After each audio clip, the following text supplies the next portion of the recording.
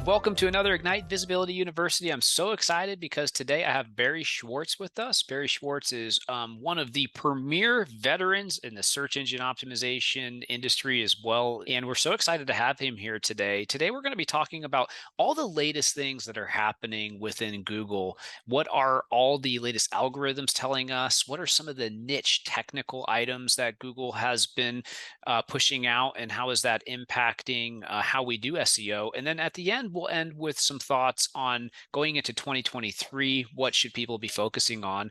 Barry, thank you so much for being here today. Now we're shifting gears a little bit, talking about SEO. There's been quite a bit of communication lately in SEO. And recently, there's been so many different updates. There was the October spam update. There was two other algorithm updates within October, one on the 22nd, one on the 13th. There's been some other changes within November around how page speed reviews are handled and product reviews. What did you really see over the last month, with these updates? Are there any takeaways that you can give us? Well, yeah, so the spam update is kind of like on the side. The other updates all kind of communicate. If you read their documentation around this, is really building website content that helps users, that provides something that's above and beyond. It used to be in the old days you create really garbage content because nobody was competing with you, and the algorithms weren't that great. So I'm sure you have your stories of being able to outrank company names for their own brand name and stuff like that, or ranking for the most competitive keyword. But now there's so much competition in the space online and the internet, and every day there's so much more content coming out that it requires Google could be much more selective, and their algorithms can be much more selective. And because of that, it makes everything much more complicated and much harder. And ultimately, you can see that Google's like, yeah, they've been saying this for, I don't know, 20 years, make great content, package it nicely, make sure it's good for users. And we used to laugh at them. Who cares about users? Tell us, we want to just point a bunch of links to it. That's really no longer the case. It's not just about, writing a piece of content and buying a bunch of links. It's really about making content that really is above and beyond everybody else. How does Google know? How do their algorithms figure it out? I mean, you have to be a PhD to figure that out, and obviously have 20 years of experience to of writing these algorithms to figure it out. But Google is really at that point where it's no longer just about specific tactics, but really about making a website, the whole package right. And I think all these algorithm updates, outside of the spam stuff, are kind of pointing you in that direction. How does Google rank the best product reviews? How does Google know what's the most helpful content? How does Google adjust rankings for really competitive terms in YMYL categories and beyond? And the spam updates obviously try to fight the manipulation. Sometimes that's links, sometimes that's maybe people using AI to generate stuff or generating scrape content, and they all go hand in hand, targeting manipulation and also trying to reward the best stuff out there. And I think really Google's at a place right now where they're doing an excellent job of this. Obviously, they can do better. It's always a cat and mouse game between spammers and those trying to manipulate Google search, but I think they're doing the best job they ever have, and it keeps improving. And I think that's the ultimate goal. If you look at the history of the algorithm updates, even the most recent ones, it's all about making sure the most useful content is ranking for the searcher. And if we could get into the mindset of saying, all right, what does Google want? They want to have the best search experience for their searcher, where the searcher gets the answer very quickly and efficiently. Then we can produce content and websites that actually perform like that. And I think the algorithms, at least the history of the algorithms, are communicating that to us clearer than ever today. Yeah, I definitely agree with you with the helpful content update, with scraper websites not ranking as well, with your money, your life, with categorization of quality content by industry vertical, by position in the SERPs. We're definitely seeing more of an emphasis on, the best quality content. And I think a lot of times people think, well, I could just create, this piece of content and then do it 10 more times and, then 100 more times and 1,000 more times and try to create more and more content like this. I don't really feel like, the volume game of SEO is what it, used to be. And instead it should just be a less is more, focus more on quality, really put in the work. Would you agree with that? What other things are you seeing around quality? Yeah, you're right. I mean, back in, I don't know, 15 years ago, it was about targeting the long tail, creating as many landing pages as possible. It doesn't make a difference in terms of the quality. And now it's the complete opposite. A lot of SEOs spend a lot of their time consolidating, rewriting their content, taking like, 20 different articles or 20 pieces of content and making it one. It's really about improving the, quality of a single piece as opposed to making all these like long tail variations of that piece to rank. And the more you can focus on building out, more useful pages, less of them, but more useful pages, the more you can consolidate a lot of your Google signals into figuring out, hey, this page is actually worth ranking. So yeah, it might take more time, and it might take more sophistication, and it might take more brains and effort, but that is the obviously direction that SEOs have been focused on in the past several years and are focusing on more and more these days because that's where it's really at, building better quality and even less of it. You don't have to, obviously, if you could do the same quantity of quality, that's great, but it's really, you can't. So don't taking shortcuts anymore and just building out really, really good quality stuff. Of course, there's examples of bad stuff on the internet. So everybody's like, oh, Barry said this, and there's junk over here, junk over there. But overall, if you want to rank for very competitive keywords, you really need to do it, have a long game approach with that and making really quality pages, and not many of them, like you said.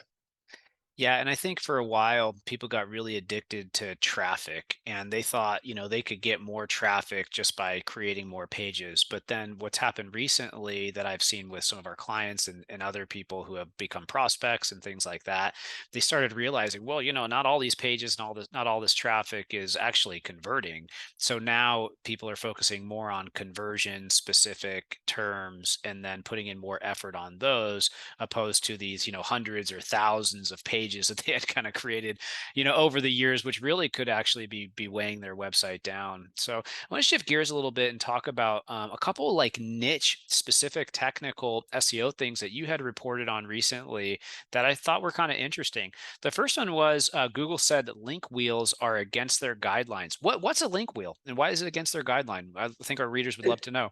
Yeah, I mean, so link wheels is really old. I thought when I saw it, I'm like, oh, this is a fun topic. Brings back some old memories. Basic link wheels are basically when you create several websites, maybe dozens of websites, and then you link them all together in some type of round robin type of linking scheme, like a wheel. And then all those types of links kind of benefit each other. That stuff doesn't really work. And it was just funny that somebody brought it up and John Mueller responded to it. So I figured I'd cover it quickly. And yeah, anything you do to manipulate Google's link algorithm is considered a link scheme and against Google's guidelines. So yeah, I mean it's fun to see that come up because it's really a blast from the past. But don't do anything that might go ahead and be considered a link scheme in Google's guidelines. So no link wheels, no creating a whole bunch of different websites and linking them all together when you own all the different properties just so you can get, exact anchored text or, phrase anchored text to top pages and try to get them to rank better. Now, another thing you covered is Google says max image preview tags increase click-through rate. What is a max image preview tag? Why has that gotten really popular? I think our readers and listeners would love to know. Yeah, so a max image preview tag is basically something Google came out with a few years ago. Yeah, in 2019, I believe. It was a new way for webmasters, SEOs, content creators to control the search result snippets for their websites. And the max image preview setting lets you specify for the image, if an image is shown for your website in the search results, either a no image, a standard size image, or a large image. And now it's coming up a little bit more because Google Search Console just started sending out notices telling people, hey, if you want to enhance your images in Google Search, use the max image preview so that Google can understand that image better and include that in the search results, including a web search, image discover, and Google Assistant. And the more, obviously, people like to click on images, people like to look at images and catches people's eyes. So Google's like, hey, that's one way to increase your click-through rate on your content. So that's why it's kind of popular these days. Really well said. And so everybody, action item for you. If you're not using the max image preview tag, great thing to do. I've actually gone viral on TikTok one time, Barry. And the reason I went viral on TikTok is because I talked about the max image preview tag and that Google said that when you use it, it increases your click-through rate 300% within Google search results. That is actually something that came out from their documentation. So you can also check it out in Search Console now. Really great information. Now, another thing that you covered, which I also thought was really interesting, is Google said they no longer use the old page speed updates, but they now use the experience update. That was a pretty big shift for me. Talk to us about that a little bit. Yeah, I think it was common sense for many people, but John Mueller refused, or any Googler refused to actually talk like if they stopped using past algorithms or not. And Yeah, I mean, you have to assume Google stopped using, past algorithms, but Google's jugular finally admitted to it. There was a page speed update in 2010, and there was a page speed update in 2018. The page speed update in 2010, I think it was like in April time or something like that. And I don't know if they called it, but basically they said they're using site speed for web rankings.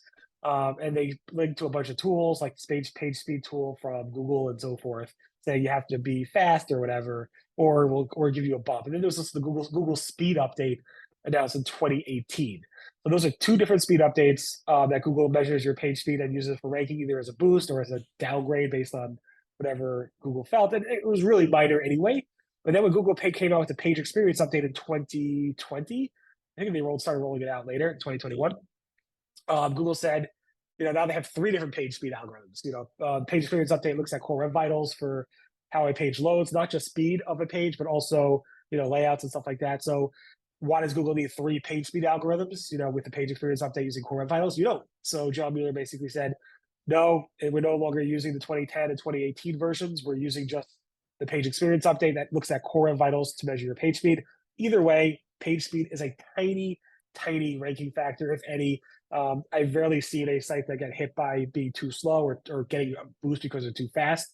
Unless your site is like deathly dead, like it doesn't load, then you have a problem. But in general, I wouldn't focus too much about it. But for me, covering something that, these algorithms are dead, this is what's Google's using going forward. It's always fun to write that stuff, and it's confirmed that. So now you don't have to worry about anything outside of core web vitals. That's the one thing you need to worry about. And as long as you're doing okay, you're not in the dark red with like really bad scores, you should be fine. Yellow is probably fine.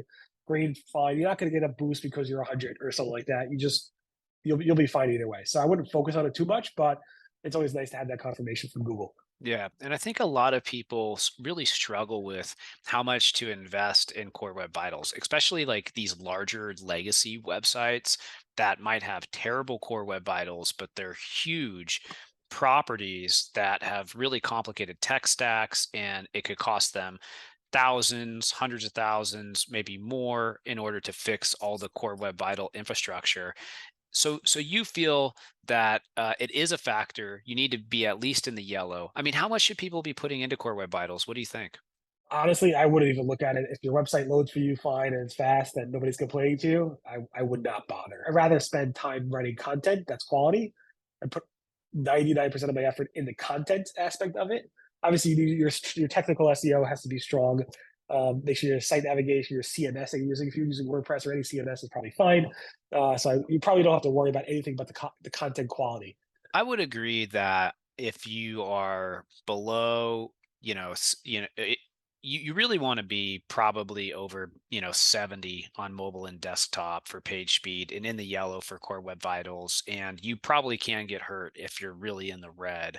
But one of the things that's really interesting to me about Core Web Vitals, and then also about some of the recent updates, such as the Google product review updates, is that it seems like Google is trying to start looking at websites more on the page level. Have you noticed a trend in evaluating things on the page level opposed to the domain level, or is that just kind of a few cases here and there?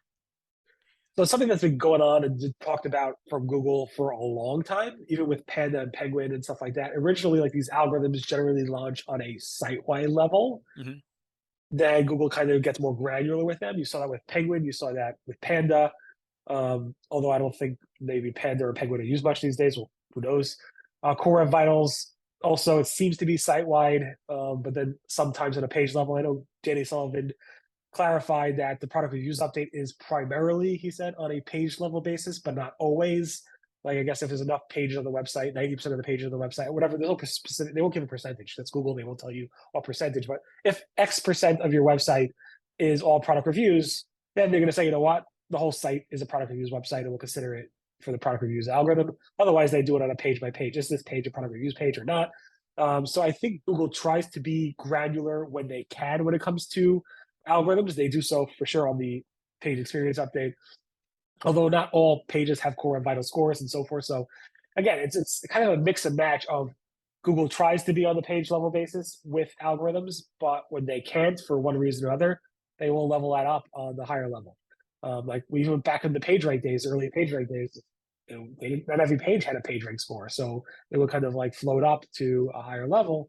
and probably assume the scores of other pages were related to that because maybe Google didn't index it or didn't get the link database from it. So Google has been doing this forever, but I think they prefer to do it on a page by page level basis if possible. It does seem like they are trying to move a little bit more into that direction opposed to the overall domain because it can impact the overall domain and then have the whole website being held down when maybe there's just a few pages that are good or bad. So shifting gears a little bit, Marcus Tober at SEM Rush, who's that SEM Rush is a respected platform. They published a new zero click study, and that puts zero clicks on Google on average at 25% of all searches, which is basically 26% desktop, 17% on mobile searches. But no matter really how you look at this, as you've reported, it's much lower than the Spark Toro study, which had zero clicks at 65%. So I'm really kind of struggling with this because I believe people have been talking about zero click for a really long time. Our clients continue to grow significantly in traffic. Things are looking good. But there's always this kind of looming zero click. What's your read on the zero click situation? Is it growing? How much is it impacting things? So zero click is very, very query dependent, as I think when we kind of went to discuss this with Rand Fishkin, and he said a 65% number, we're like, well, you kind of have to break it down. Like Yeah, somebody searches for what's the weather, or somebody searches for how old is Barack Obama. That type of stuff, is probably not going to deserve a quick click. Sometimes also you do a local search and you click on a business listing, it takes you to Google Maps. And then you pick up the phone and call them, or you hit driving directions. So that's not a click to the website. So there's all these types of variables that you have to take into account. So yeah, sometimes the zero clicks could be as high as 90%, depending on the query. I think you really hit the nail on the head. Every SERP result is different, and one thing that I'm really excited about lately is just kind of taking this view that you want to plug in to the specific SERP result with the content that Google's looking to serve, whether it be a featured snippet, whether it be a video, whether it be an image, whether it be something that's pulled from the knowledge graph, whether you need schema, the intent of the query, making sure you're serving that content back. And obviously, every different web page in Google, which really these are all just web pages, are going to have a different level of zero click. And certain ones, certainly a celebrity's age, that's probably 100% zero click, you would think. So some really interesting stuff there, which I think just tells all of our listeners, really know your query and know what's being returned and be really deliberate with everything that you're creating there. So recently, Google replaced the Google Webmaster Guidelines with the Google Search Essentials. And this was a pretty big change. What did you see in this story and why did it jump out at you? There's a lot of things in here. I believe, I don't know for sure, but I believe this was a Lizzie Stone and Gary ish project amongst other people. So Webmaster Guidelines has been around since even before I started covering Google over 20 years ago. It's basically the guidelines that Google has been updating forever about what's acceptable, what's not acceptable, and what are the things Google looks for in terms of optimization for websites and what you can do or not do. A lot of link schemes, all the spam stuff is all in there. So they basically removed the name Webmaster, which is something that Google's been doing since Google Webmaster Tools. It's changing to Google Search Central and Google Search Console. Um, they want to remove the name Webmaster. People don't use the term Webmaster unless you're an old SEO like us. So now it's Google Search Essentials, which I'm not sure if that's the best name based on what it is. Maybe it should have been like Google Search Guidelines. I don't know why getting rid of the guidelines is a bad idea. Essentials make it sound like it's more of like I don't know, you must do these things, where it says a lot of things in there that you Yeah. can't do. So Google updated their technical requirements, their spam policies, their key best practices, and they actually removed things like the term page rank from their link schemes. They removed a lot of cool things. They consolidated the content, like you were just talking about. They did tons of consolidation of their search help developer documentation over the past several years, and they saw huge benefits from doing that. But there's a lot of stuff going on there that's more of their efforts to really kind of get their own stuff in order so that it can be more consolidated, easier for content creators, not webmasters, the content creators, marketers to actually learn about what Google wants in terms of what you should or should not do when it comes to thinking about SEO and rankings and Google search. It does seem like they're updating their documentation. And for me, it kind of comes down to helpful content and then also EAT, expertise, authority, and trustworthiness. That particular phrase, EAT, is mentioned over 180 times within the guidelines. So we are seeing more of a need for expertise in general within Google. Now, another thing that's changed recently is we're seeing the Google local pack is actually showing less often. That's kind of an interesting change. How did you notice that? That's a interesting question. So I noticed it in the well, people on Twitter were talking about it, but I also noticed it in the Mozcast charts, the rank ranger charts, SEMrush charts, and so forth. I'm not sure how true it is. I mean, Joey Hawkins also, who's a very well-known SEO, local SEO, noticed it as well. But I'm not sure. There's been a lot of weirdness when it comes to the features in general, the search features, like any from people also ask to other features. So it's been really weird in terms of these tracking tools tracking this stuff recently. And I'm a little concerned that the tracking tools are a little bit off, although all of them are reporting a down, basically a decrease in a lot of these rich results, including the local pack. I'm not sure if it's a big concern yet. I haven't seen local SEOs say, hey, my clients are getting less traffic from it. I don't see why Google would show less local results in the search results. Local is super important. It always has been because most people are searching, especially on their mobile device, for kind of like restaurants next to them, barber shops, which I use a haircut, whatever it might be. They're looking to have a lot of local intent. So I'm not sure. I mean, Cash shows a significant drop, whereas SEMrush shows a smaller drop than most places. So I think SEMrush was showing like 20% of all queries had the local pack. Now it's like 18.5% of all queries. So it's not a huge drop, but maybe Google's been doing more UI tests around the local finder, and maybe that's what's triggering these things. I don't know if you noticed that with your clients, but I'm not sure how true or how concerned we should be with these figures yet, at least.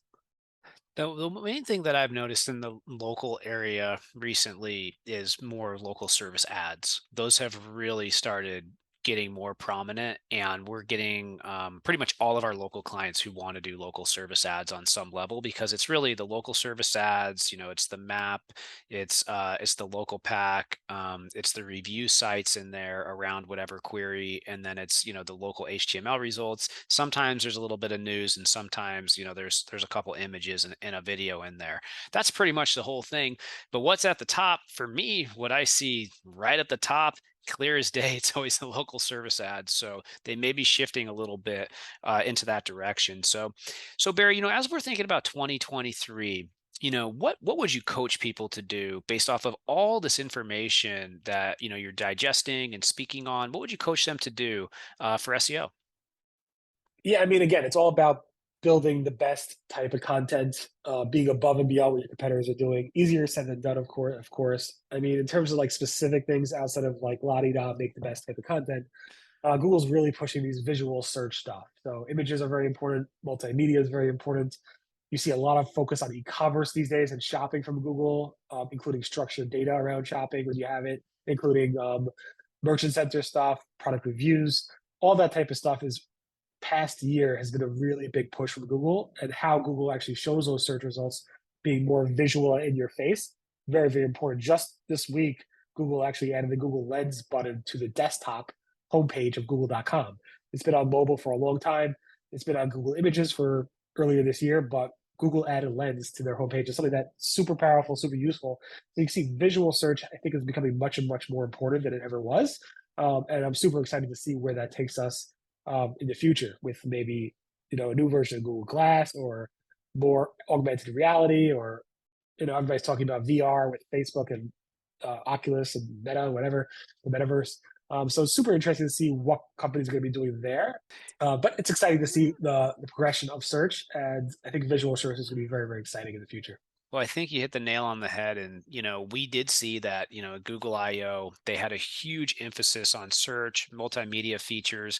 And then when you think about all the success that TikTok's having and all the social sites moving towards short form video, and then YouTube now having short form video, you have to think with all of that and what consumers want in general, you're going to see a lot more multimedia and a lot less basic text articles as we get moving in the next couple of years. Barry, anything else you want to leave our listeners with today before we wrap? No, thanks. Keep up with all the share. I love the SEO community. They share a lot. Keep sharing and sharing because that's what makes us great. So I appreciate what you do, appreciate what the SEO community does, and keep building great stuff.